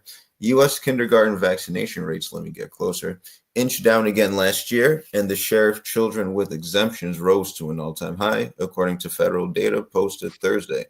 The fraction of kids exempted from vaccine requirements rose to 4.1. It's a pretty low number, though. Yeah, still, yeah. It was like 30%. 3.7 to 4.1. Gotcha. Okay. All right. But still, I mean, it's something. But are they not allowed to go to school? Like that's the thing. That's the exemption. I see. Yeah. Right. Exactly. Meanwhile, 92.5 of 2024 through 25 kindergartners got their required measles, mumps, rubella shots, down slightly from the previous year. Before the COVID-19 pandemic, the vaccination rate was 95%, the level that makes it unlikely that a single infection will spark a disease cluster or outbreak. The vaccination numbers were posted as the U.S. experiences its worst year for measles spread in more than 3 decades, with more than 1,300 cases so far. Yeah, so we've got measles, folks. We've got the Legionnaire's disease. Yeah, that shit's coming back. I guess so. It's I like forget all what these. that really is. Legionnaire's disease is something specific. I don't know if it's like mildew in the air conditioning or what. But the thing about the measles, I mean, I don't know if I think it was Dr. Donald Miller. I can't remember, but I read an article on LouRockwell.com many years ago where he said those childhood fevers are so important for your secondary immune system, which is responsible for suppressing cancer and stuff. I think people don't understand the immune system is, it isn't like just a germ fighting thing. And I discovered it firsthand because my son and I both had to go get blood tests for some reason. Okay. And so we went to the place at the same time and he fainted, but he didn't just faint, like he had a seizure. Oh. And it was just, it's something minor. It's like, it just happens sometimes to people. It's very minor. I think it might've been from the, cause I used to not know about the vaccines. So he got it like a meningitis vaccine or something. But we had to call an ambulance and I was freaking because I had just heard a story, like a friend who died of a latex thing. And I was freaking. And I'm not really afraid. I've been in car accidents and not freaked, but I was freaking. And they got him squared away. It was fine. It was just a momentary thing. Never happened again. And I went up and got my blood test, and it came back. They were like, "Oh, we think you have appendicitis. Like your white blood cells are through the roof. Like we think." And I was like, I definitely don't have appendicitis. So I looked into it immediately, and stress increases your white blood cells. Cancer increases your white blood cells. Infections increase your white blood cells. So your white blood cells just happen to help your body. And I guess maybe they cause inflammation too. I don't know. But this idea that it's just a germ fighting thing isn't true. So when you exercise it with these childhood fevers, supposedly it just makes you stronger from all these malfunctions. Right. And a couple of vaccines when I was little, I think I got 3 or maybe a little series. My kids got like 50 Wow. before I stopped it. And I stopped it listening to Greg Carlwood on Higher Side Chats. He was talking to some women who wrote this thing about the Gardasil. They wrote a book about Gardasil. Mm-hmm. And when I told the doctor, yeah, we're not getting that for my daughter, he started talking about like believing in werewolves and superstition. I swear. I was like, what are you talking about? It was like, I'm going to teach her about like sexual hygiene or whatever. And we don't need that. And he literally, and then I found out later that they make all their money on vaccines. Like that guy actually Wow. told me that during COVID, his revenue just plummeted because they make all their money on vaccines and they were closed. So they got to Wow. be against it. But anyway, so thank you. Hats up to Carlwood when we stopped all that. But if they didn't go crazy, and now it's like 80. If they weren't so greedy about it, it wouldn't have been this big a deal. And but they just have to have it all. Yeah, it's crazy. It's crazy. And none of my kids are vaxxed, but it's like that's and their grandma's a nurse. So and I remember back with our first son, she would just have these talks with us like, he's what if this and what if this and what if that and what if that. It's like, well, we're not planning on our son being around strippers and whores, Yes. we're not thinking he's going to be shooting up needles like that. And yeah, like we are in control of that. Those are behaviors. yes, yeah. It's like you're taking so much of the control out of the natural situation. You're letting nature just fall to the wayside, and you try to come in and inject them with monkey serum. What the fuck is monkey serum? And do you really want them to feel secure in their ability to have, casual sex in the back alley while shooting up? Like, I don't think, and my brother was a junkie, like a IV using junkie. And Oh, wow, okay. he people got into his head that he's used a dirty needle and he was pressured to go get an AIDS test. So they told him it was positive because hepatitis will always give a positive AIDS test. And Right. all these junkies have hepatitis because it's just a malfunction of the liver. Wow. And they started giving him AZT and absolutely killed him, which he knew. My mom knew. And this was before I had any conspiranoid tendencies. He was just like, that shit's killing me. He stopped taking it. It was too late. He died. And later I said to my mother, like, Wow. I don't even think he had anything. She said, me neither. Wow. It was the medicine. So that, the fear of AIDS caused in my personal experience, he killed a lot more people than AIDS did. But he, this was a long time ago and junkies are hard to live with. So it's not like, it was tragic that he was a junkie. It was tragic that what happened Wow. to the world and that his, the way they separate, the way the radical changes in society, warp speed and warp speeding AI or whatever, radical changes in society make parents totally unprepared for raising kids. And that's the plan. I think I basically got that from Tragedy and Hope. That's technological advances create separations between parents and children that the system can exploit. And it Wow. really is tragic. Yeah. But I mean, that era is over, which is good. And I guess people know that Fauci was kind of responsible for that. And Right. that's good. Although he seems to be doing fine. I don't really understand how that works out. But I just, I hope that we don't, I do think I don't think they should support Trump in this AI stuff. Like, don't be fools. Like, it's just, there's no reason, there's no benefit. Tell me the benefit. I need to ask somebody. I've had these back and forths with people and I keep forgetting to ask them, what exactly do you think like America like means in that sentence? America needs to, let's flesh this out before we break probably most of certainly the spirit of the Constitution and many very specific things. And it's just that whole thing made me crazy.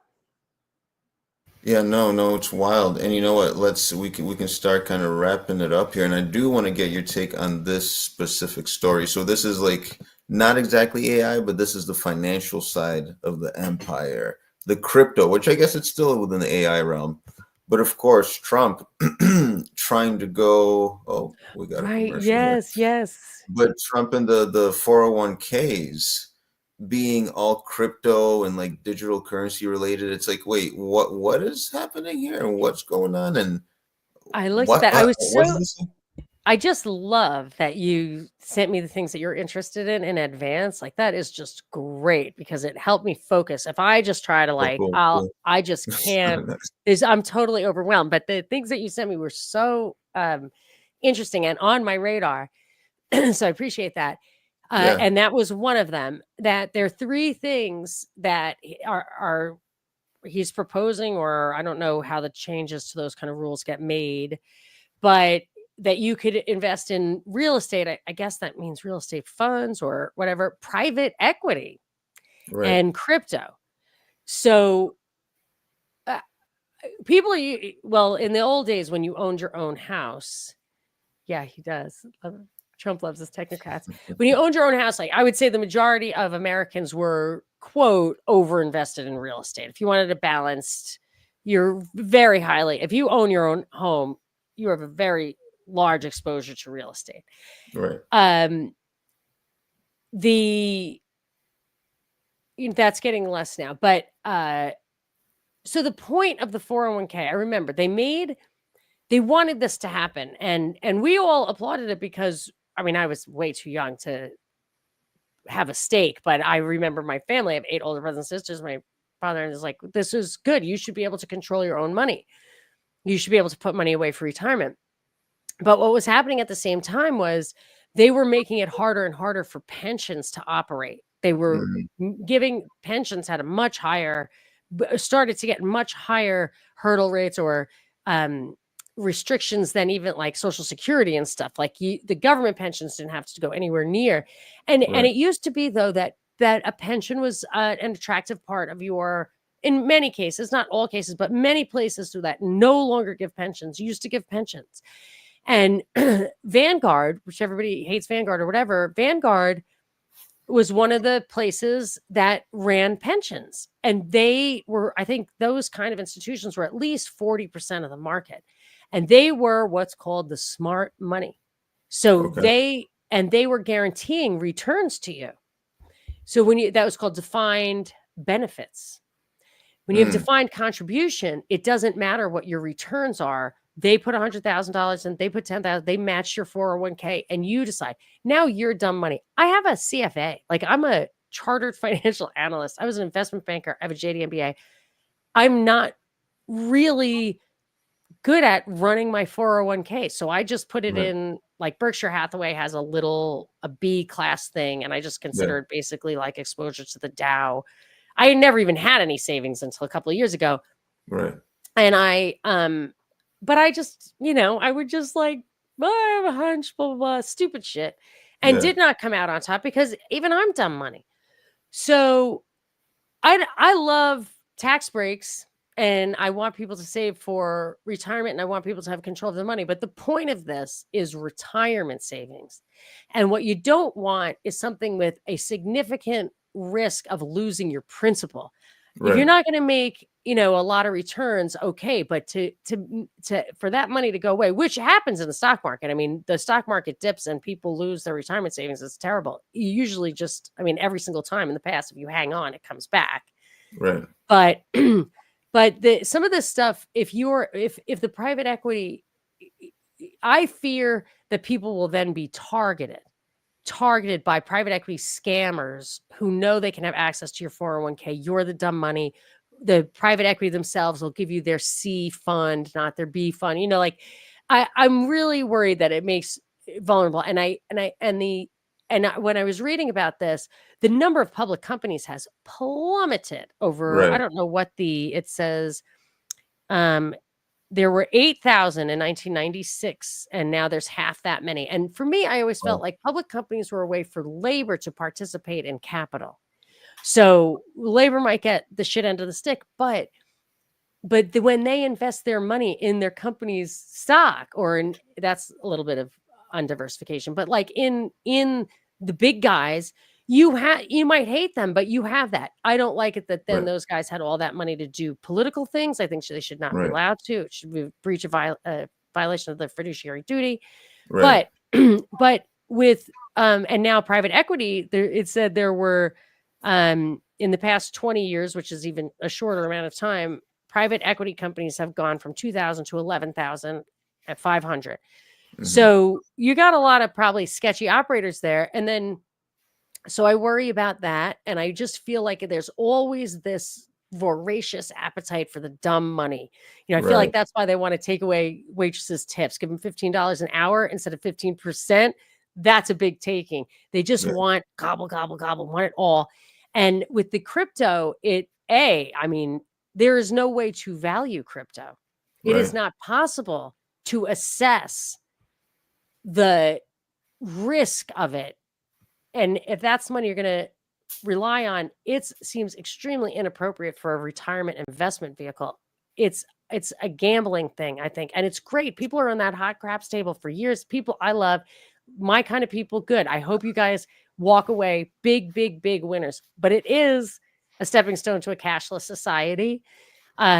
So you got to watch out what beast you're feeding. But also, if this gets, the whole Genius Act and stuff is getting with the stable coin gets a lot of US bonds sold. I think a couple of $1 trillion of US bonds will be sold this way, which helps take the pressure off Trump for a little while for Right. this unbelievable deficit spending. Yes. And it'll help keep interest rates like seeming under control. They're talking about lowering interest rates.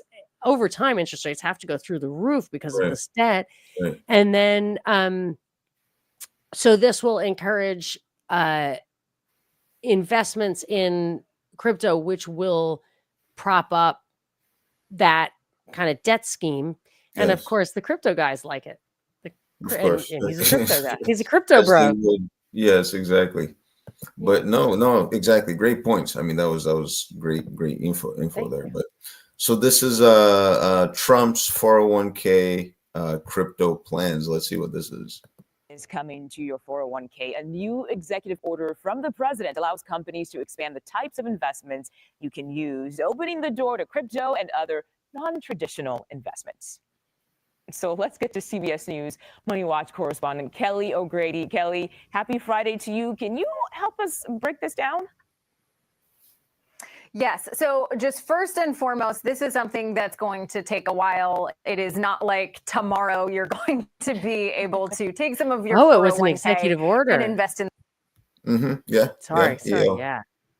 these different spaces. But essentially what this executive order does is it directs the Labor Department and other agencies to redefine what is considered a qualified asset for your 401k. There are a number of strict regulations around that. And essentially, these employers, they are required by law to allow retirement options that are in the best interest of the employees, not Wall Street. And so traditionally, you're able to put your 401k in a different combination of stocks, bonds, commodities, very known, traditional, safer assets. And you can change your 401k portfolio in terms of how risky you want to be.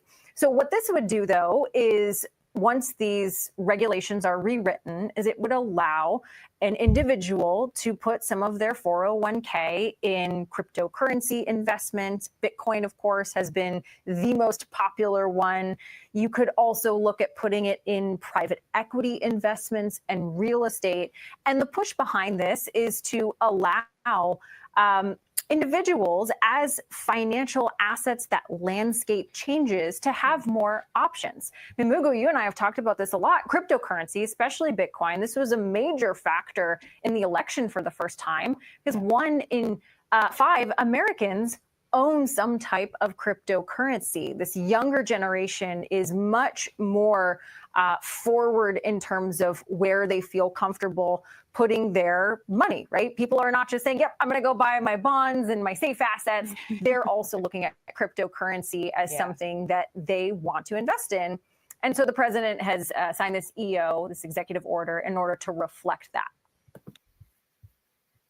Well, a few the quick president things. just trying to keep up with the times. He's a cool president, you know? Oh, yeah, of course. Yeah, super groovy. This is the guy who in 2012 said he didn't have a computer.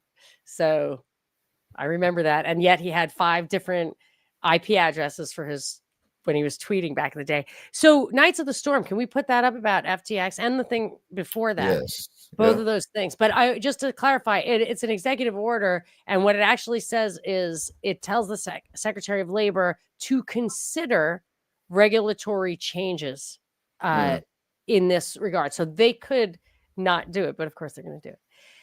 Okay, so nobody's talking about the Clarity Act that passed the day before the Genius Act. I don't know what the Clarity Act is, so let me look that up. But also, he says the FTX ordeal was their justification. Yes, I've been absolutely. I think the FTX thing was a complete inside job, 100%, no question about it. To the point where they made that girl look extra ugly, like it was stupid. And they did that just to have all of this crypto regulation and stuff get on people's radar.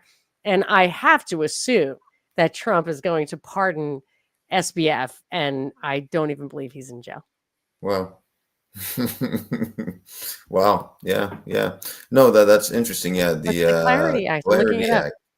It's established clear regulatory for digital assets, ensuring consumer protection and fostering innovation in the digital asset market. Passed with bipartisan support and seen as a significant step towards regulating cryptocurrencies and related technologies. I didn't even hear of that. Thank you so much for the heads up. May 29th. Well, there you go. And I'm getting this information from AI, which I did not ask. It just pops up. I Google and it pukes out AI. So sorry for sucking up all of the energy on Earth just to get this answer. That's another thing that just drives me crazy. I'm not like I don't give the climate change thing is ridiculous, but it's only moral. Like I was raised, it was immoral to waste. It's immoral to like torture animals. Like it's immoral to be immoral.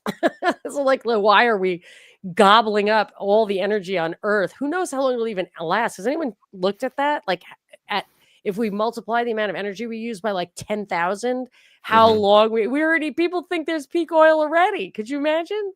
That doesn't even give you 100 years, probably. Anyway. Yeah, right. No, all good points. But yeah, it's like the whole thing they talk about the nuclear reactors on the fucking out of space to maintain AI. And it's just like, and they're going to put them on the moon. On the moon, yeah, on the moon. Are we like what? Yeah. Like Steve says, we live in the cartoon, and we really do. This is a cartoon. I know. I keep wanting to like think it's all a big psyop, and of course it's a big psyop. But like, this shit's happening. It is happening. But this is the act here. So digital assets market Clarity Act of 2025. Yeah, as I always tell people, you always start with the definitions. On the list. You start with the breakdown of what these things are. Okay, how these things are applied, purposes, definitions, applications, etc. So they give you all the definitions, rulemakings, provisional registration for digital commodity exchanges, brokers, and dealers, Commodity Exchange Act and securities law saving provisions, administrative requirements, international cooperation, implementation, application of the Bank Secrecy Act, and then, of course, offers and sales of digital commodities. Not along it's 9 pages. You can just, you can. Oh, that's not bad. I can get through that. The AI action plan is like 28. Oh, okay. Registration for digital commodity intermediaries at the CFTC. So yeah, just everything's broken down in the law. And the best way to get the info, folks, is from the law itself. Get it from the document itself and just break down and read what it says, because that's exactly what those things are. But Trump is going the CBDC route, or the 401k crypto route. Again, trying to promote this thing, trying to push it out for the newer generation, right? Because that's what people are getting into. People are investing in all these things, and it's like, Where is this going? Oh yeah, digital surveillance, cryptocurrency, all things being made into one. Got it. Got it. Makes sense. And just like this right here, yeah, the executive order signed by Trump on Thursday would open the door to higher risk investments landing in your 401k.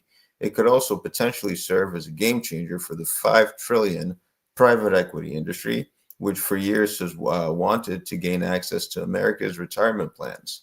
Yeah, so taking that private, kind of getting it into that public, getting all those things convoluted and mixed up and business as usual. And then Trump is gone, and another dummy comes into place, and then the game continues from a different angle, but all the seeds have been planted. I assume that those guys will have done their job. I don't think that Vance is going to be the next. I assume it's Newsom and AOC because they. I've used this analogy before. People like it. Like I feel like what they're doing is making a mosaic, and they each have big piles of tiles. So whoever's in office, like they have their pile and they put them up, and then the other guy comes in and put their tiles up, and so they're all painting the same picture. And I don't know. I just get the feeling that they're setting it up for Newsom and AOC. I don't know. Steve and I kind of touched base on that a little bit of like who's running and why. They're suggesting Rubio. They're talking about what's his name from Flood, Ted Cruz, DeSantis, and it's just like, Ted Cruz. Ted Cruz, that would be a constitutional crisis because he was born in Canada to Canadian parents. He is not qualified to be president. And they like constitutional crises. They like illegitimacy. So that's why I think that's the only reason I think he is like a legitimate candidate. they like the chaos, you're saying. They like us to not accept the process. Like the process in the United States is, I think, is very good. So like when the hanging Chad or whatever in back in the day of the George Bush thing, I mean, I had a European friend make fun of us. I was like, are you kidding? Not a shot was fired. Like we accepted it. Right. And as they really like to erode the faith in the system so that we feel like we have to have a new system. Yeah, exactly. And you know what? So let's wrap it up with this. I always like to leave people with some form of solution or something positive or something, like in the midst of all this chaos, I'll ask you 2 questions. Number 1, what are you looking forward to in the midst of this chaos? And number 2, where do you think things are headed and what are some things people can do?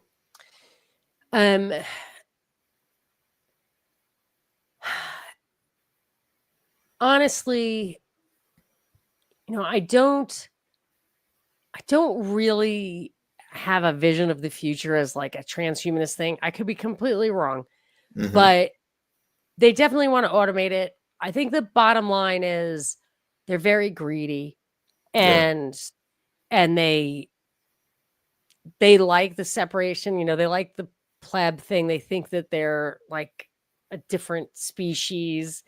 Yeah. But I think I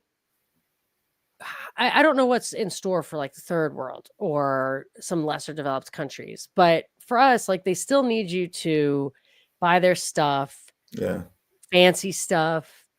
And I think they will maintain a kind of, stepped up thing where you can achieve a little bit more. You want a little bit more comfort.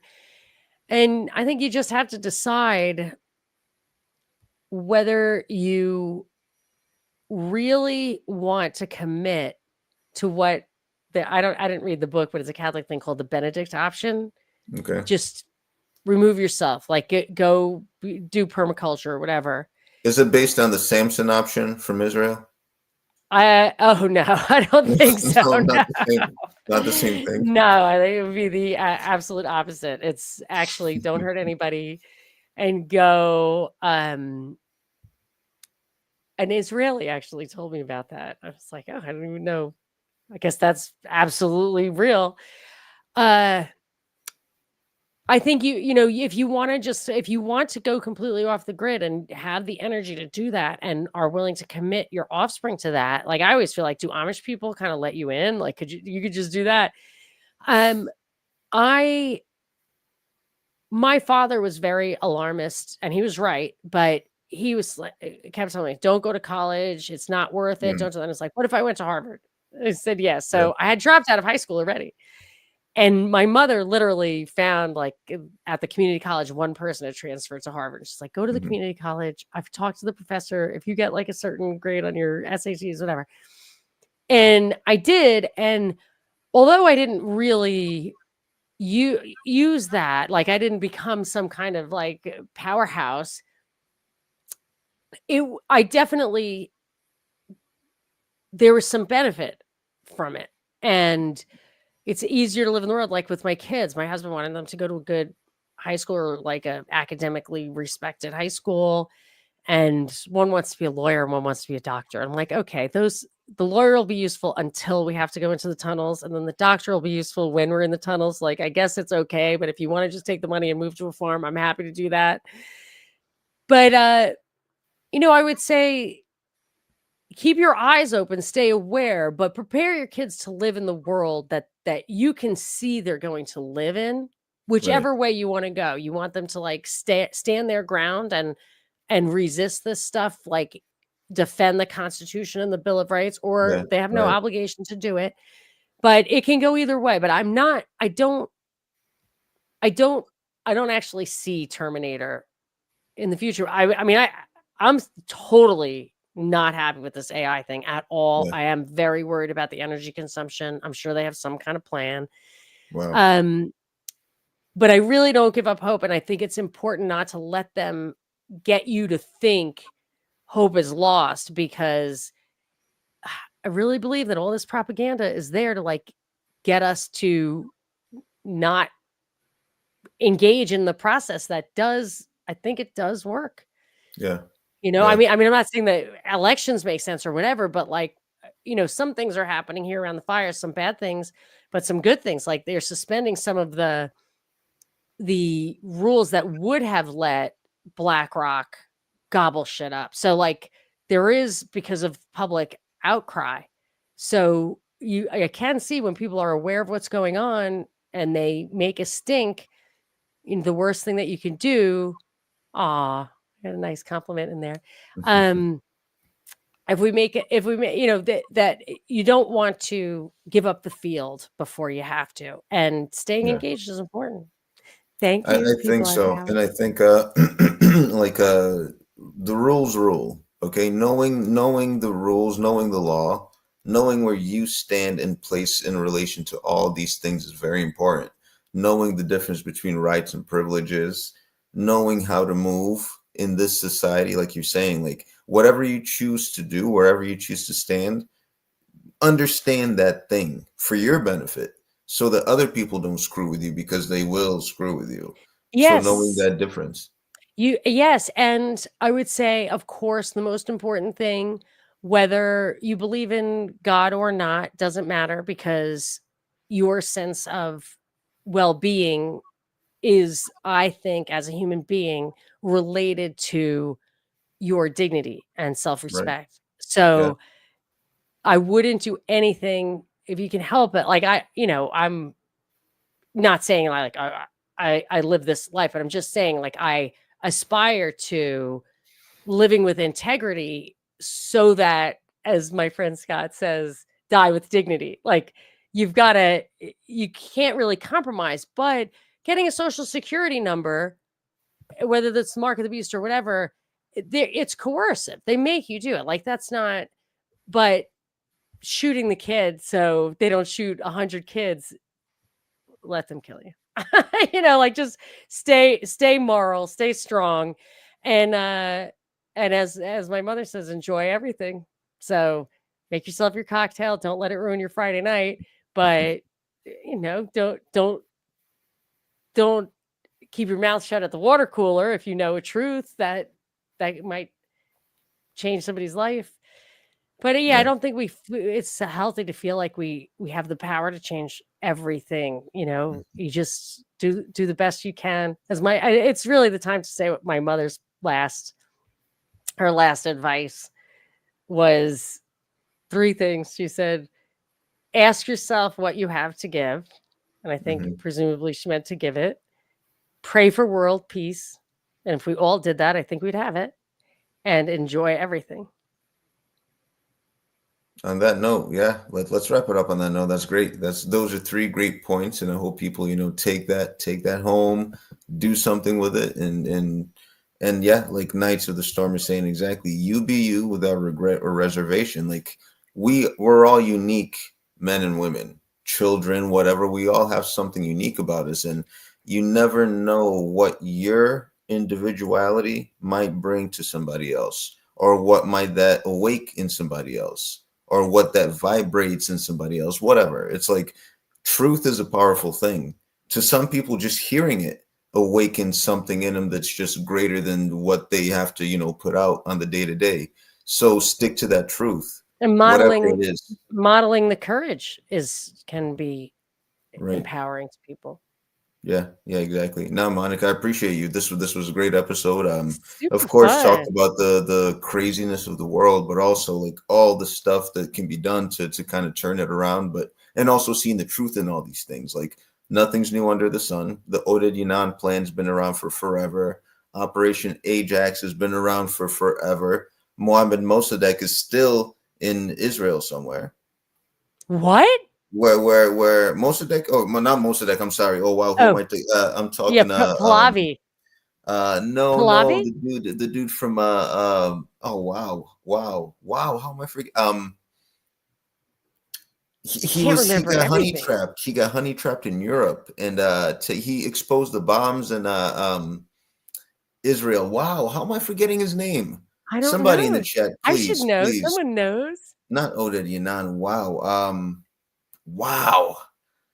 Gosh, I should know, but I can't keep up on everything. Oh man, I'm gonna remember this. As soon as this episode ends, I'm gonna remember. It's not Mohammed Mossadegh. That's crazy. But no, he's in Israel.